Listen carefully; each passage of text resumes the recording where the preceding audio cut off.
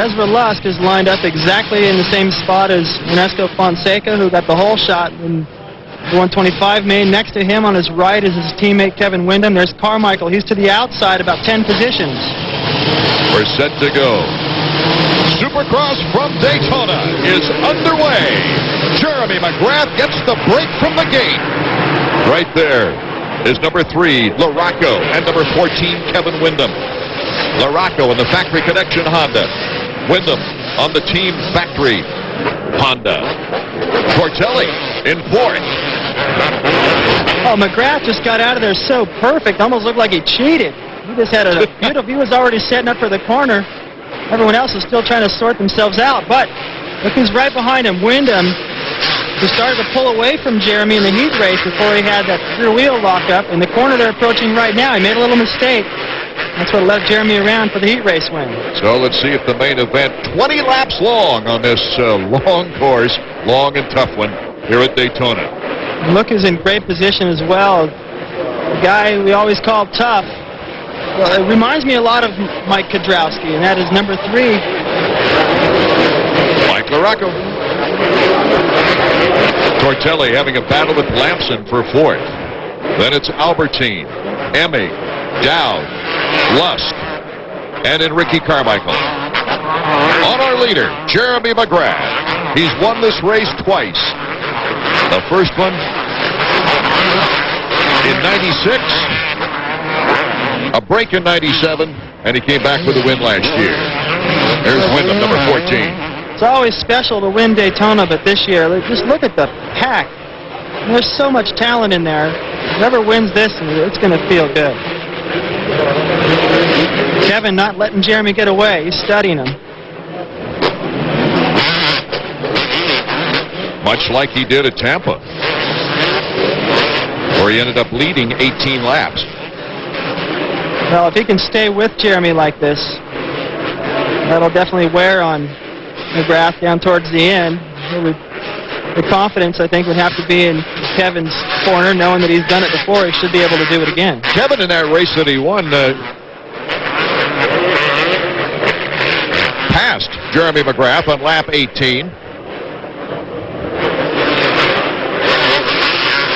And that was at Tampa, of course. Then he got an 8th place in Atlanta and came back with a victory in Dallas. There's a couple of riders down right after the finish line jump, and it looks like Ezra Lusk and one of the Yamaha Lusk and riders. John Dowd.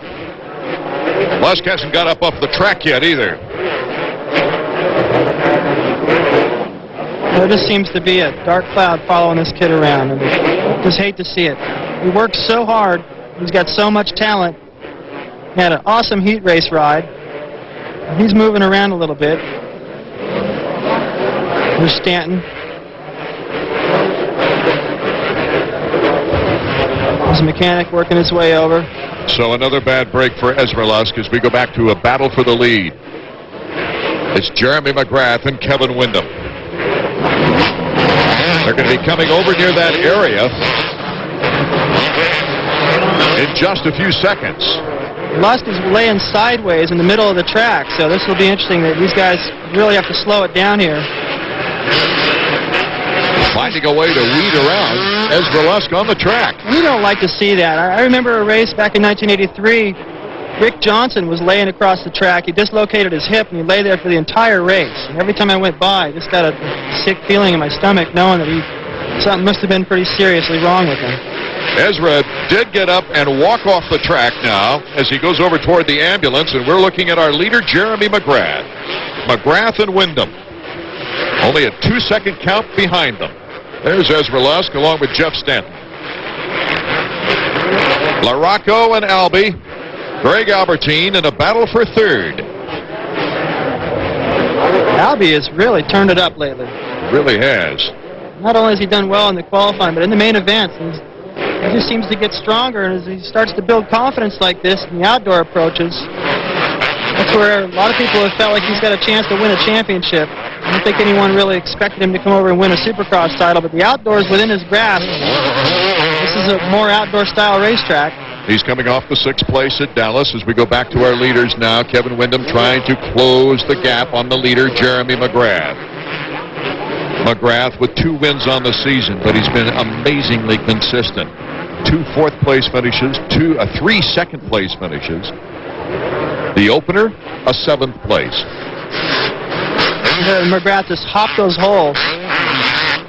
That's a straightaway, and you'd think they'd be on the gas, but they actually back off a little bit and just hop all the deep stuff. Try to keep a nice momentum, save energy. Look at that. Beautiful timing. Out of that corner, just a great big handful of throttle, a little bit of clutch. Opens the gap on Wyndham momentarily. Taking a look at the field summary, McGrath, Wyndham, LaRocco, Albertine, and Tortelli. There you see the shadows starting to move across. Reminds me of the U.S. Open tennis, you know. Later in the match, it's probably difficult to see a serve coming at you over 100 miles an hour. These guys are trying to see the berm. They're not going 100, but trust me, there's a lot at stake. Well, they don't have LaGuardia, and the airplane's taking off either, you know. We've got the Tommy Hilfiger blimp above us, and that's about all that's above us right now. Jeremy McGrath approaching a lapper already. Now, the important thing for Kevin is to keep in Jeremy's rearview mirror. If Jeremy looks back and notices he's starting to inch away a little bit, that'll be a lot of confidence for him. He won't worry about anybody unless they stay really close. Wyndham trying to hang on to Jeremy McGrath. Ricky Carmichael started in 14th. He's now up to 6th, moving up on Tortelli. There's a lot of people that sort of felt like in the beginning of the year that some of the problems that Kevin was having was due to his physical training, and he wants badly to prove that he's in great shape. He's going to get a chance to prove it today by hanging with McGrath for the duration of this race, or maybe making a pass on him in the end. We'll see when we come back to Daytona.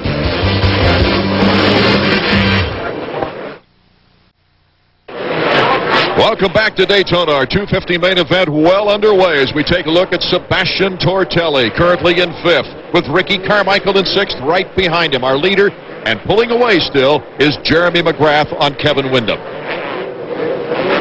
Carmichael has come from a little ways off the pace and caught Tortelli here. Look at the momentum. Whoa! Lands off in the grass to avoid coming down near Tortelli. And together they bring the crowd alive. A lot of Florida fans here rooting for Ricky Carmichael. They saw him win the 125s, dominated last year here. So Ricky Carmichael moves into 5th spot behind Albertine. Blast through that corner. His momentum everywhere, and his conditioning, it's possible for him to get up and challenge Albie by the end of this race. He's got this entire straightaway to the end. I don't know if you could see Albertine just getting into the corner at the end, but that would help. As soon as you can see a guy, then you know you can catch him. McGrath in first place on the Yamaha. Yamaha has never had a 125-250 sweep here at Daytona on the same day. Here's our leader, Jeremy McGrath, in and out of the sunshine. He knows nowadays that you can't expect to just pull away in 3 or 4 laps. You've got to be patient. He knows that there's a lot of guys that can run his pace for 3 or 4 laps, but 10, 15, 20 laps is a different story, and he's starting to inch away a little bit now, where he can afford to take his time a little bit more through the lappers, not make a major mistake.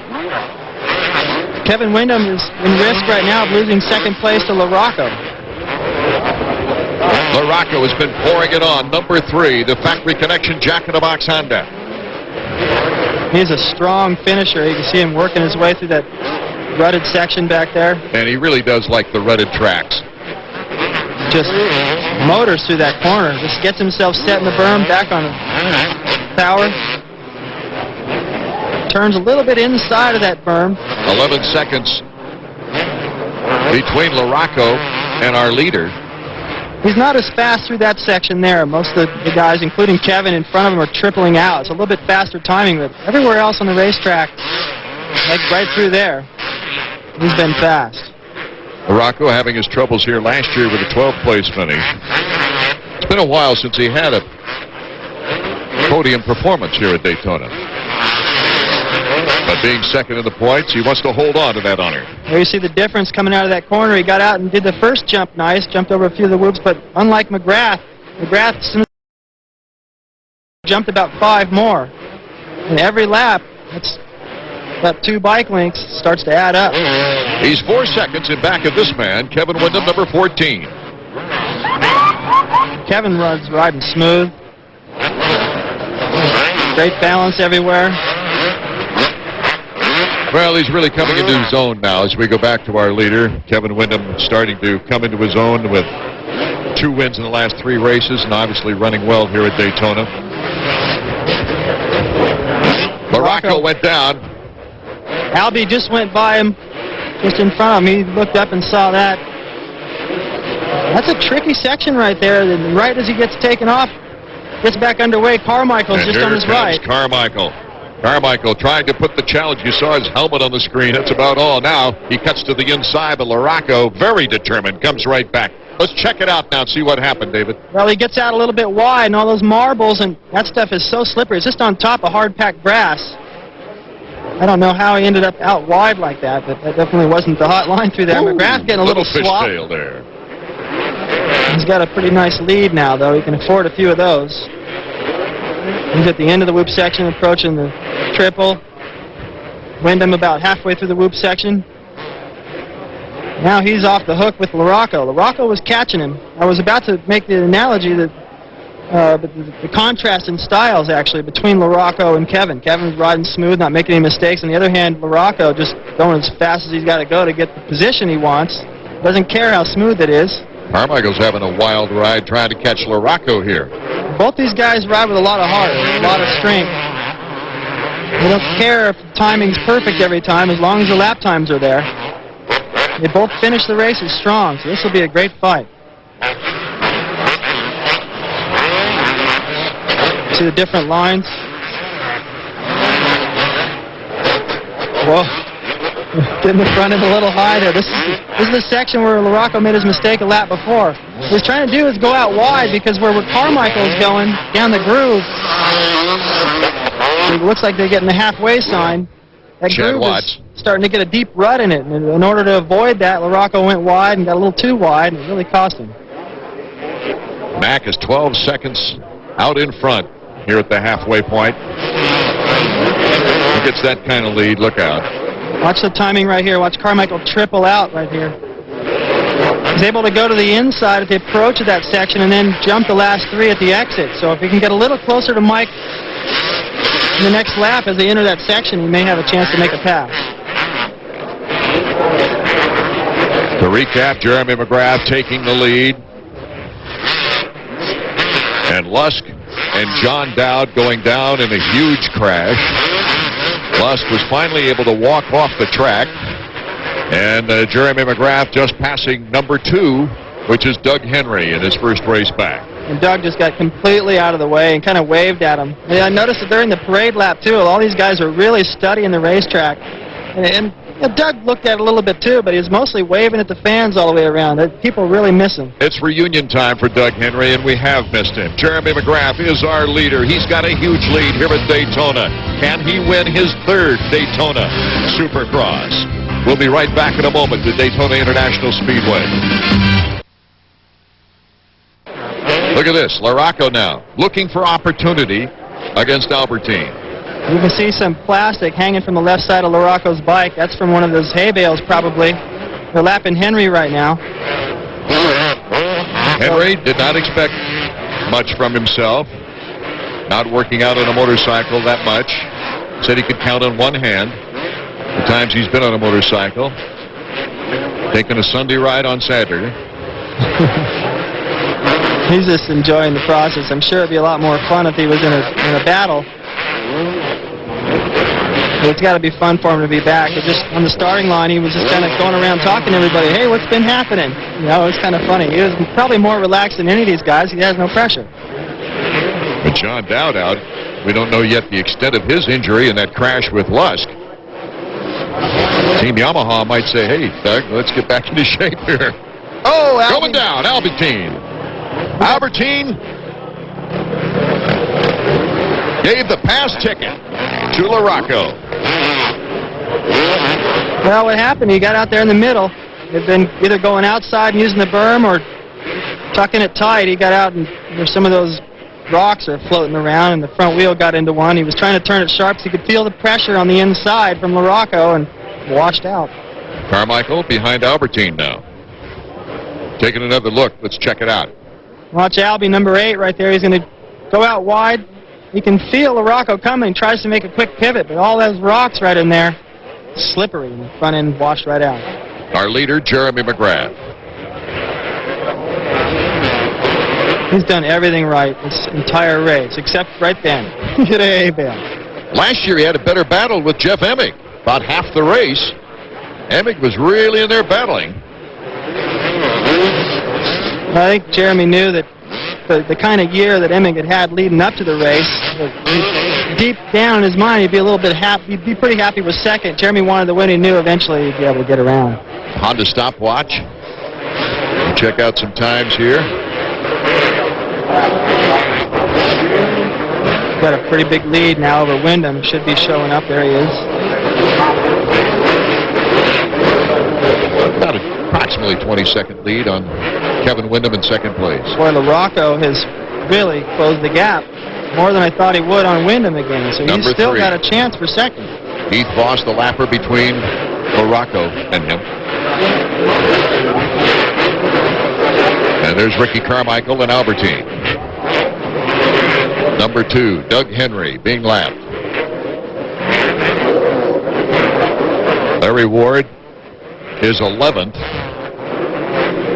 Unless he can move up fairly rapidly, that'll hurt him in his opportunities to move up the ladder in the points chase. Well, you like to be in McGrath's shoes. He clears that double right there. He's just saving time. You see him really fighting to keep a straight line through that section. He's going to be one of those races where it's the way you want to do it. You don't want to have any pressure. You want it to be easy. It's a lot easier on your emotions. But a little bit of a yawner right now. It's not much of a battle for the lead. It'd be nice to see. 129.7, and Mikel Pichon looks back and says, go ahead. Give me a pass. Albertine and Ricky Carmichael in the battle for 4th place now. So it's McGrath, Wyndham, LaRocco, Albertine, RC, Tortelli, Emig, and Lamson edging up the ladder. Well, Carmichael's had opportunities. He's been up with these guys before. He's made some mistakes. I think what he's doing today is he's probably just playing it cool. It's not like he's in the title chase or anything with the races that he's missed, so being a little bit more patient and working his way up. Probably like to get one under his belt that he's not on the dirt. Currently in 5th. His best performance, his best result was a 4th at Tampa, and that happens to be the best Kawasaki finish of a disappointing season. Yeah, they've really struggled this year.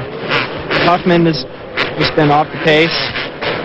He's riding well, but his speed isn't there. Jeff Emig has been up and down. He showed some speed here and there, but a little bit inconsistent. Chad Watts, Carmichael's mechanic, always very emotional. Let's check in with him and Marty Reed. Well, we mentioned how frustrated you were before the start of this race. What are you seeing right now? Experience playing a role right now. These other guys are riding a really smart race. He's learning a lot today, and he's learning a lot every race this year.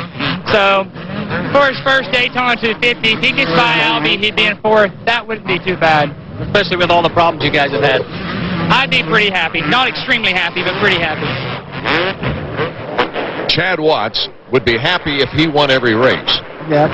Oh, so would any mechanic. He spends a lot of time with RC, and he knows how fast he can go. So it's probably a little bit like when my dad used to watch me in practice, and he'd see me just flying, and I go out in the race and ride a little bit tight, not up to my potential. And it's a little frustrating. I know that Chad's probably going through a little bit of that.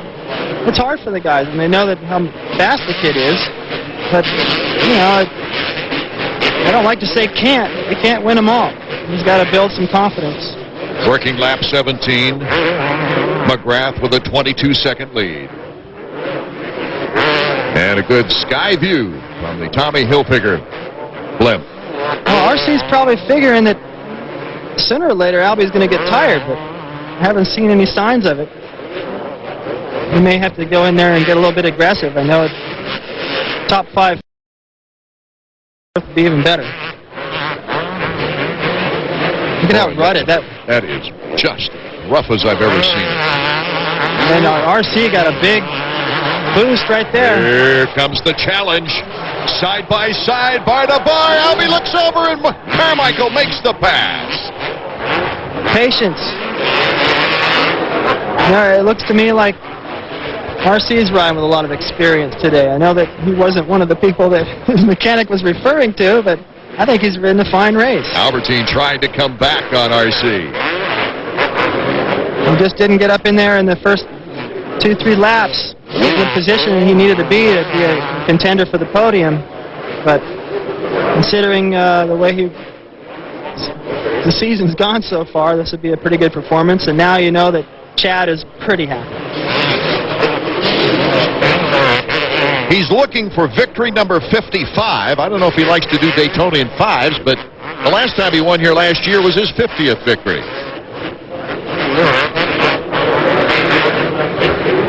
Albie not giving up, starting to pull up a little bit more on Carmichael after RC had pulled about a 3-second lead. Well, Albie knows that Carmichael is a lot like himself. He's been known to make some mistakes down the stretch, and if you apply the pressure, you can hopefully force something. So he's staying as close as he can. Right now, it's just all guts. You're tired. The track is just beat up, rutted. You got sweat in your goggles. You can pull all the tearaways in the world, but that's not going to clear the vision on the inside of the lenses, and difficult to see. Something you don't really notice when you're just watching these guys. They're dealing with a lot of different things out there. And this being one of the longer races on the season, this is like a moto in the outdoors. Like Jeremy said earlier after qualifying, it's like a 35-minute moto.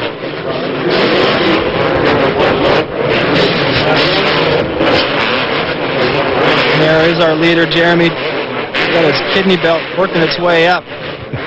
Sometimes you can't wait for the race to be over so you can undo the thing. McGrath's best previous races have been in Phoenix and Atlanta, where he went whole shot to checkers, as we take a look at our second-place rider, Kevin Windham.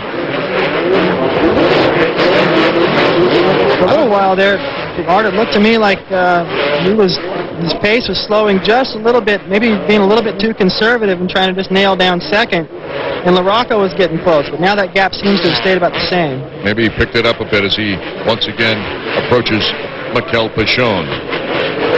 Mikel just trying to stay out of the way. Yeah, to see the guys that are being lapped. Larry Ward and Pichon. And McGrath is lapped up to 10th place now. 30 rider field. He is just riding flawless. Of course, getting the whole shot, that's a big boost right there. Jeremy McGrath gets the white flag. One more lap for Jeremy. Lusk crashing earlier, if you just tuned in. A win here would tie Jeremy with Ezra for the most wins on the season, 3. And would mean that Jeremy's only 1 win away from doubling Ricky Johnson's That's just record. ridiculous. Isn't that something? He's approaching the triple, and the crowd wants to see a knack-knack. They're pounding on the seats here at Daytona International Speedway. He points to the crowd and quickly looks back, taking no chances. You know, he'll get up and on that front straightaway and get close to the crowd. It hasn't been that exciting a race in terms of a big battle, but they've definitely seen an awesome talent today. Coming off the win at Atlanta, Jeremy had a battle on his hands in Dallas. He started at about 11th, and when he got to 4th, Pichon wouldn't let him pass, and Jeremy was telling us that Pichon had his tongue in his spokes and was just trying to protect his territory. Pichon, though, finishing just in front of Jeremy. Well, as Jeremy lapped him, I'm sure that he probably had a little something. A little smile in his heart, huh? Yeah. This puts Jeremy in some very elite company here at Daytona.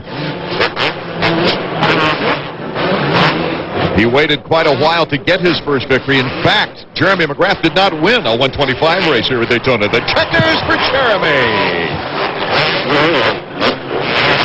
A terrific, terrific win for Jeremy McGrath.